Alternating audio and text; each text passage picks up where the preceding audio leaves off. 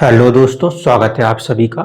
जो हमारी श्रृंखला चल रही थी विवाह को लेकर, मैरिज स्पेशल, उसी में आज हम एक एक करके सब लग्नों को कवर कर लेंगे ताकि आपको समझ में आ जाए और आप अपनी कुंडली देखकर भी पहले से ही अपने आप को मेंटली प्रिपेयर्ड कर सकते हैं कि कैसी सिचुएशन आपकी लगन कुंडली बता रही है। क्योंकि बहुत सारे लोग इसीलिए परेशान है क्योंकि वो चीज़ों को जानते नहीं।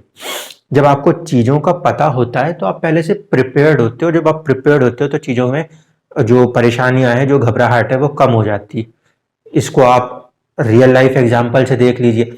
जब तक कोरोना के बारे में कोई जानकारी नहीं थी तब तक एकदम से भूचाल जैसा चलता था। अब हमें थोड़ा सा तो प्रिकॉशन पता है कि कैसे वो फैल सकता है, क्या हो सकता है, तो हम मेंटली उसके लिए पहले प्रिपेयर्ड होते हैं।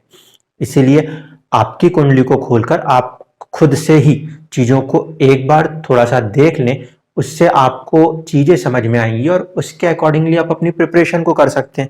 तो चलिए शुरू करते हैं कि अगर आपका मेष लगन है तो आपकी मैरिड लाइफ को मैं पूरी 12 घरों से सारे ग्रहों के साथ समझा दूंगा, जो भी हमारे को इंपॉर्टेंट है उनके साथ। देखिए, जो आपका मेष लगन होता है इसके अंदर मैरिज हाउस का जो लॉर्ड है वो हो जाता है आपका वीनस, शुक्र। ठीक है। और हैप्पीनेस ऑफ द मैरिज जो है उसको देने के लिए जिम्मेदार हो जाता है, वो होता है मार्स। क्योंकि 8 नंबर की राशि के स्वामी होते हैं मंगल, और शुक्र जो है वो 7 नंबर राशि के स्वामी है। शुक्र की पोजीशन बताएगी health of the marriage, physical level पे हेल्थ ऑफ द मैरिज। और 8 नंबर यानी कि मंगल, इसकी पोजीशन बताएगी happiness and longevity of the marriage. ठीक है। तो ये दो तो हमें देखने ही देखने राशियों के स्वामी के तौर पे। इसके बाद जो 7 नंबर की राशि होती है उसमें आते हैं 3 नक्षत्र। अब ये आप कैसे पहचानोगे? ये तो आप बहुत आसानी से पहचान लोगे, इसमें प्रॉब्लम आएगी। देखना, जब आप कुंडली खोलोगे तो आपको लगन पे भी एक डिग्री लिखी हुई मिलेगी। वो डिग्री 00 से लेकर 30.00 तक ही हो सकती है। तो उसी हिसाब से यहां पर जो भी आपकी डिग्री लिखी आएगी उस डिग्री के हिसाब से उसको देख लीजिएगा। शुरुआत होती है चित्रा नक्षत्र से, तो वो 00 से शुरू हो रहे होते हैं उस पर्टिकुलर भाव के लिए, और एंड होता है 30.00 पे विशाखा नक्षत्र के साथ। तो ऐसी कंडीशन में जो इसमें नक्षत्र मिलेंगे वो आपको कौन कौन से मिल सकते हैं? एक तो चित्रा, दूसरा जो होता है वो होता है स्वाति, और तीसरा जो होता है वो होता है विशाखा। जो भी नक्षत्र आपको दिखेगा उसके अकॉर्डिंगली आप पकड़ लेना कि कौन सा प्लेनेट आपके लिए इंपॉर्टेंट है। 8th हाउस में भी इसी तरीके से 3 नक्षत्र मिलते हैं। विशाखा का आखिरी चरण होता है, और शनि अनुराधा, और बुध जो है वो ज्येष्ठा नक्षत्र वहां पे रखते हैं। ठीक है। तो अब हम स्टेप बाय स्टेप देख रहे हैं कि कैसे हमें काम करना है। सबसे पहले हमें यह देखना है कि वीनस और मार्स की पोजीशन क्या है। ठीक है। वीनस की पोजीशन इस कुंडली में कहीं पर भी हो सकती है, यहां पर भी हो। ठीक है। तो यह थोड़ा सा प्रॉब्लमेटिक है, इवन दो अच्छा है लेकिन प्रॉब्लमेटिक होगा। यहां पर भी हो तो भी वो अपनी राशि का तो अच्छा है लेकिन फिर भी प्रॉब्लमेटिक होगा, और यहां पर हो तो थोड़ा सा ज्यादा प्रॉब्लमेटिक होगा। ठीक है। आप अपनी कुंडलियों को खोलते हो और आपको दिखाई देता है कि मेरा वीनस यहां बैठा है, लोग ताली बजाते हैं। उच्च का बैठा है, यहां बैठा है तो अपने भाव का बैठा है, और अगर यहां बैठा है तो नीच का बैठा है। इन तीनों पोजीशन में क्या हो रहा है, जो हेल्थ ऑफ द मैरिज है, फिजिकल हेल्थ ऊपरी तौर पे जो हो रही है वो कहीं ना कहीं डिस्टर्ब हो रही है। इसका मतलब हो सकता है आपको अपने जॉब लाइफ में ज्यादा टाइम स्पेंड करना पड़ रहा है, इस कारण से जो हस्बैंड है उनके साथ आप टाइम थोड़ा सा कम स्पेंड करो। तो ऐसी कंडीशन है तो वही वाला प्रोफेशन जिसमें कि कुछ कुछ समय के लिए दूर रहना पड़ता है, या फिर टूरिंग वाले जॉब से ऐसे पार्टनर्स के साथ आप कहीं ना कहीं कनेक्ट होते हुए दिखाई देते हो। अगर साथ में रहने की कोशिश कर रहे हैं तो ऐसी सिचुएशन उनको फिजिकल सेपरेट करने की कोशिशें कर सकती है। तो ये वीनस इन 3 घरों में हो तो आपको अपना किस तरीके से पार्टनरशिप देखनी है। जो थोड़ा सा बिजी रहते हो, ज्यादा टाइम उनका प्रोफेशनल स्फीयर्स में गुजरता होगा। अब चलते हैं मंगल को, क्योंकि मंगल बहुत ही इंपॉर्टेंट प्लेनेट होगा। मंगल जो है वो यहां बैठ गया तो परेशानी। ठीक। इसके बाद मंगल अगर यहां बैठ गया तो परेशानी, और मंगल अगर यहाँ बैठ गया तो भी परेशानी। ठीक, इन तीनों ही सिचुएशन में ये समझ के चलना पड़ेगा कि हमें हमारा एग्रेशन, हमारा गुस्सा कहीं इम्पैक्ट कर सकता है। तो मंगल अगर फर्स्ट, थर्ड या सेवेंथ में दिखाई देता है आपको अपनी कुंडली में, तो आपको थोड़ा सा अपने गुस्से पर और थोड़ा सा अपने जल्दबाजी के नेचर पे कंट्रोल करना पड़ेगा, क्योंकि ऐसे में यही वो नेचर होगा जो चीज़ों को कहीं ना कहीं परेशान करेगा और डिस्टर्ब आ जाएगा happiness of the marriage life में। ये तो हो गई बड़े बड़े दो प्लैनेटों की बात। इनसे हटके ये ग्रह कहीं भी बैठे, शुक्र को मैंने यहाँ 3 बता दिया और मंगल को मैंने 3 बता दिया, इससे हटके ये कहीं पर भी बैठे तो चीजें ठीक ठाक है, अच्छी हैं। अब इंपॉर्टेंट चीज एक तो ये कि इनके साथ दूसरे ग्रह जैसे कनेक्ट होंगे उसके नेचर के अकॉर्डिंग आपको थोड़ा सा चीजों को समझना पड़ेगा इंडिविजुअल चार्ट्स में।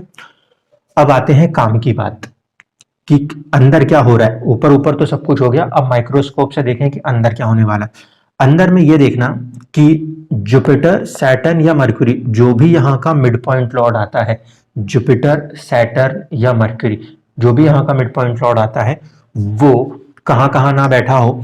वो 7th हाउस में यहाँ पे जुपिटर, सैटर्न या मरकरी ना बैठा हो।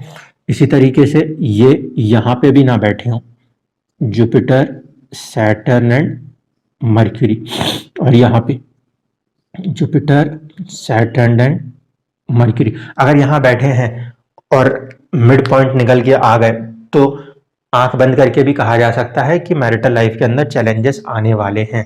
ठीक है, इसी में ये और कहीं भी बैठ जाएं, इन जगहों को छोड़ के और कहीं भी बैठ जाएं तो अच्छा है। लेकिन ध्यान रखना, शनि यहाँ बैठा तो बहुत ही बुरी कंडीशन में हो गया, वो नीच का हो गया, यानी कि बिल्कुल भी मैरिज का सुख ऑलमोस्ट जीरो हो जाएगा अगर शनि यहाँ पे बैठा तो।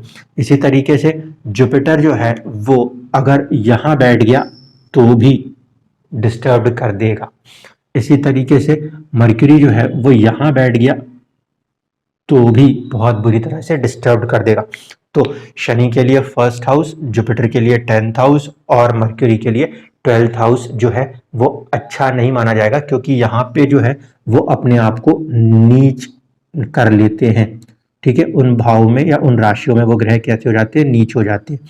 तो ये तो हुई ऊपर ऊपर से अपनी काम की बात। अब अपन जो ये देखें कि इसमें से कुछ जातक जातिकाओं की शादी जल्दी, किसी की लेट, उसका जो रीजन बनता है वो कैसे बनता है, वो ये बनता है, ये जो है ये बहुत जल्दी देता है, ये फास्ट कराता है। ठीक, ये आएगा तो फिर 30+ और ये आ जाए तो ये वैसे तो 16 अब से शुरू हो जाएगा, लेकिन जो अपनी अब पहले 18 थी अब वो 21 हो जाएगी। तो ये इस हिसाब से या जिन प्लैनेट्स के साथ वो कनेक्ट होगा उसको देखना पड़ेगा। जुपिटर अगर 10 नंबर या 11 नंबर से कनेक्ट हो गया या मरकरी 10 और 11 से कनेक्ट हो गया तो जो रिजल्ट्स हैं वो थोड़े से डिलेज हो जाएंगे, फिर भी वो ऑलमोस्ट 30 तक आने से पहले पहले मिल जाया करते। बट सैटर्न है तो 30 और 30 को क्रॉस करता ही करता है। सैटर्न कहीं पर भी बैठा हो, बस नीच का नहीं होना चाहिए। ठीक है, और इसी तरीके से उच्च का भी नहीं हो, उच्च का होगा तो ब्रेक तो नहीं करेगा लेकिन परेशान बहुत रखेगा। ठीक है, ये चीज ध्यान रखना कि यहाँ का मिड पॉइंट तोड़ के शनि यहाँ बैठा तो शनि 7th हाउस में कभी ब्रेक नहीं कराएगा, लेकिन बहुत ज्यादा परेशान भी रखेगा। जिस सिचुएशन को ध्यान रखते हुए चलना। अब बात करते हैं कि 7th हाउस का मिड पॉइंट लॉर्ड्स क्या कह सकते हैं। अगर मार्स मिलता है तो बहुत ज्यादा संभलना, ये मिलता है तो बहुत ज्यादा संभलना आपको पड़ेगा। कॉम्बिनेशन में समझ लीजिए, अगर मार्स और मरकरी आया तो फिर बहुत ज़्यादा संभावना होती है कि इंसान ब्रेक कर सकता है, डाइवोर्स का केस तब आ सकता है। क्योंकि मार्स जो है वो यहाँ का मिड पॉइंट लॉर्ड होगा और वो एग्रेसिव प्लैनेट है और मरकरी बहुत फास्ट है ना, एक बच्चा और बच्चा भी जिद के नेचर का, तो वो कुछ भी कर सकता। इस कारण से ये ध्यान रखते हुए चलना कि ये कॉम्बिनेशन अगर बनता है कि इसमें लास्ट डिग्रियां आ रही हैं और इसमें शुरुआत की डिग्री अगर आ जाती है तो फिर डाइवोर्स के केसेस देखने को मिल सकते हैं। मार्स, राहु और जुपिटर में मार्स और राहु जो है ये दोनों के दोनों थोड़े से क्रूर ग्रह होते हैं और ये बहुत जल्दबाज ग्रह होते हैं, ये सडन कुछ भी कर सकते हैं। इसीलिए जब यहाँ पर इन दो ग्रहों का कोई नक्षत्र आता है तो बहुत ही ज़्यादा सोच समझ के और अपने लॉजिक्स, अपने थॉट्स, अपने इमोशंस सबको कंट्रोल करके काम करना होता है, क्योंकि राहु का काम है मिसअंडरस्टैंडिंग बहुत अच्छे से करा देना, जरा सी बात का पतंगड़ बन जाए और कुछ हो भी नहीं तब भी चीज़ें डिस्टर्ब कर जाए। इसीलिए ये दोनों अगर आपको यहाँ दिखते हैं तो थोड़ा सा सोच समझ के संभल के काम होगा। अब इनको हम राशियों के हिसाब से लेके चलेंगे, ठीक है। ऊपर वालों को राशियों में लेके चलने की जरूरत नहीं थी, जो इंपॉर्टेंट थे वहां पे बता दिया, ठीक है। अब ये वाले को हम राशि बाय राशि लेके चलेंगे, क्योंकि इसमें अब वो फैक्टर छिपा है कि एज ऑफ द मैरिज। तो अगर मार्स आपको यहाँ पे नजर आता है तो ये पहले ही हो जाएगा 28 और 32 के बीच का, ठीक। यहाँ पे नजर आता है तो भी तकरीबन 28 और 32 के बीच का, but the partner is romantic, यहाँ पे पार्टनर इज डोमिनेंट। यहाँ पे आ गया तो फिर जो पोजीशन है यहाँ से, ठीक है, यहाँ के लिए थोड़ा सा लेट है, इसीलिए ऐसे इंसान किसी रीजन से कोई ना कोई कारण हो जाता है जो कि मैरिज को लेट कर जाते हैं। स्टिल यहाँ पे भी संभावना जो है वो काफी अच्छी रहती है कि 28 तक होते होते हो ही जाए, क्योंकि बुध की राशि है, थोड़ा सा जल्दबाजी वाली राशि है वो भी, यहाँ पे नहीं आना चाहिए। यहाँ पे आ गया तो मैरिड लाइफ में बहुत ज़्यादा प्रॉब्लमेटिक है, यानी कि हेल्थ ऑफ द मैरिज तो नहीं, लेकिन inner soul of the marriage जो है वो डिस्टर्ब हो जाएगी। यानी इस कंडीशन में बहुत इंसान बाहर निकलने की कोशिश करेगा या बिल्कुल भी मैरिटल हैप्पीनेस को पार्टनर के साथ विथ पार्टनर हैप्पीनेस को फील नहीं कर पाएगा। यहाँ पर आ जाए तो फिर ठीक है, रॉयलिटी के हिसाब से वो चीज़ चलेगी और जो पोजीशन होगा वही 28 और 32 के बीच में हो ही जाएगा। यहाँ पर आ गया, मान लीजिए ये कोई गुड पोजीशन नहीं है, जल्दी होगी लेकिन ब्रेक करने की सिचुएशन में यहाँ पे भी डाइवोर्स की संभावना बन सकती है, यहाँ भी बन सकती है। यहाँ पे बैठ जाए तो कोई बात नहीं है, 28 से 32, ठीक है। शुक्र की राशि है, थोड़ा सा लेट होता भी है तो भी वो 25 और उसके आसपास जाता है, तो हम 28 और 32 में कंफर्टेबल है। यहाँ पे बैठेगा तो भी ठीक है। यहाँ बैठ जाए, जुपिटर का है, कर लेगा जल्दी, कोई ज़्यादा टाइम वो नहीं करेगा, मांगलिक फैक्टर के कारण लेट करना पड़ता है। यहाँ बैठ जाए तो फिर 30+ ज़्यादा सपोर्टिव हमारे पास होता है, लेकिन ये कोई ज़रूरी नहीं कि ये यहाँ बैठे तो आपको 30+ ही दिखे। ये देखना कि राहु या जुपिटर कहीं बीच में तो नहीं आ रहे। मान लीजिए शनि ने राशि बदल दी, एक्सचेंज हो गया, तो फिर 30 के पहले भी हो जाएगा। इसी तरीके से यहाँ पर भी है कंडीशन यही कि मंगल और शनि का रिलेशन देखना, और इसके साथ साथ अगर यहाँ पर भी आए तो भी 28 और 32 के बीच के पीरियड को लेंगे, तो ये होगा मंगल के लिए। लेकिन मंगल के लिए ये पोजीशन नेगेटिव है, ये पोजीशन नेगेटिव है, ठीक है, और ये पोजीशन भी नेगेटिव है। यहाँ पर है इन 3 पोजीशंस में, तो संभावनाएं डिवोर्स की हो सकती है अगर चित्रा नक्षत्र पड़ गया तो। इन्हीं पोजीशंस पे राहु भी डिस्टर्ब करेगा। बस राहु का फैक्टर ये होगा कि ना मैरिज बहुत तुरंत होगी, तुरंत, यानी कि जल्दी से पसंद आया, बहुत लंबा समय नहीं खींचा और सडनली फटाफट होती है। तो वो राहु जब मिड पॉइंट लॉर्ड होता है तो उसमें अचानक वाला फैक्टर भी जुड़ जाया करता है। अब बचता है जुपिटर। जुपिटर को भी यही समझ लीजिए, जुपिटर यहाँ नहीं होना चाहिए। अगर जुपिटर 10 नंबर में है तो फिर वो डिस्टर्ब करेगा, ब्रेक तो नहीं करेगा, जुपिटर का काम ब्रेक करने का नहीं है, लेकिन जो है वो डिस्टर्ब जरूर करके रख देगा मैरिटल लाइफ को ऐसी सिचुएशन के अंदर। अगर जुपिटर यहाँ पर है, 4 नंबर में बैठा है, तब तो बहुत अच्छा है, ये बेस्ट पोजीशन होगी। और यहाँ पर तो किसी भी कंडीशन में नहीं होना चाहिए, यहाँ पे नहीं होना चाहिए, ठीक है। अगर यहाँ पे हुआ तो भी डिस्टर्ब है, यहाँ हुआ तो भी डिस्टर्ब है, और अगर मान लीजिए यहाँ हो गया तो थोड़ा डिस्टर्ब हो जाएगा। तो ये पोजीशन बनती है आप लोगों के साथ। जो मैंने पहले का सिस्टम समझाया था उसी सिस्टम को फॉलो रखना कि ये जो लॉर्ड्स हैं, वीनस, इसका काम है ऊपरी सतह पे चीज़ों को संभालना, और जो ये मिड पॉइंट लॉर्ड्स हैं इसका काम है उसको अंदर से चीज़ें देना। कभी कभी शुक्र जो है वो अच्छा बैठा हुआ दिखेगा, उच्च का होगा तो चीज़ें क्या है, ऊपर से आवरण बहुत अच्छा होगा। मान लीजिए किसी का शुक्र यहीं का यहीं बैठा है तो देखने के लिए जो मैरिटल लाइफ है ये ऊपर से बहुत अच्छी हो सकती है, लेकिन पार्टनर के साथ कितना स्ट्रांग बॉन्डिंग होगा ये इन तीनों पे डिपेंड करेगा।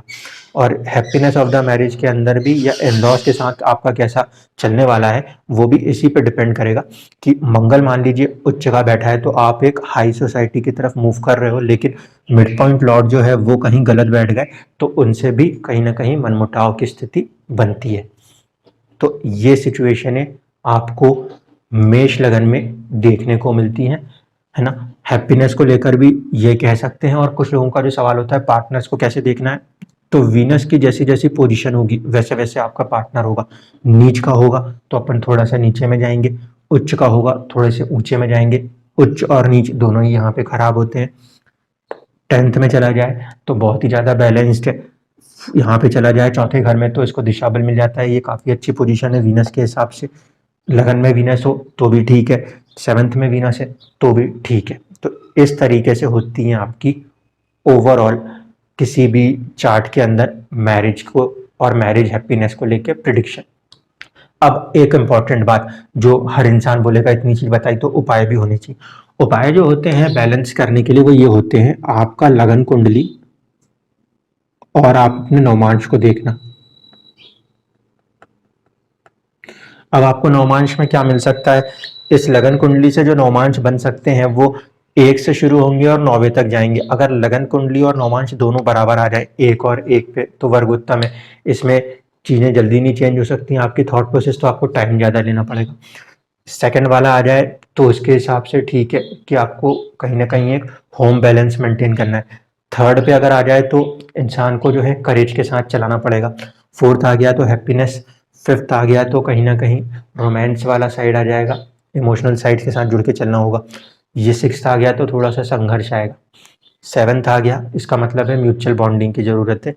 एट्थ आ गया तो थोड़ा सा ट्रांसफॉर्मेशन की रिक्वायरमेंट आएगी आपको अपने पार्टनर के साथ तालमेल बिठाने में। और नाइन्थ आ गया देन इट इज़ ए किस्मत का कनेक्शन है, तो वो ज़्यादा बेहतर कनेक्शन है जिसमें कि चीज़ों को मेंटेन किया जा सकता है। तो ये इस तरीके से इन चीज़ों को देखा जाता है और इन्हीं में से इनके उपाय निकलते हैं। जिस पर्टिकुलर राशि से आपका नवमांश बनेगा वो इस लगन से जहाँ पे भी बैठी है उस नेचर को ही अडॉप्ट करके आपको अपने मैरिज लाइफ और अपने किस्मत को जगाना होता है। धन्यवाद।